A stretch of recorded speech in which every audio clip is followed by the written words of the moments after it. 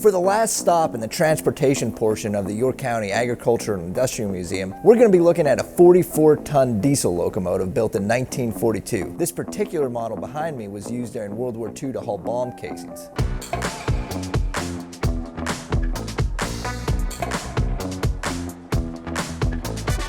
Mr. Graham and I are sitting inside the cab of this 44-ton locomotive, which is kind of cool because this locomotive was designed to fit 2 workers, which is kind of ironic because it was developed to be operated only by 1 man. By 1937, agreements were made between the Firemen's Union and the railroad companies that required all locomotives over 90,000 pounds to have 2 workers in the cab, which meant that this 88,000-pound locomotive was the heaviest locomotive that 1 man was legally allowed to operate. This locomotive is pretty cool. It operates with 2 massive diesel engines, one on either side of the cab here. And in the middle of the locomotive, underneath the floor, those diesel engines supply electricity to a huge, torquey electric motor, making this thing pull like a train.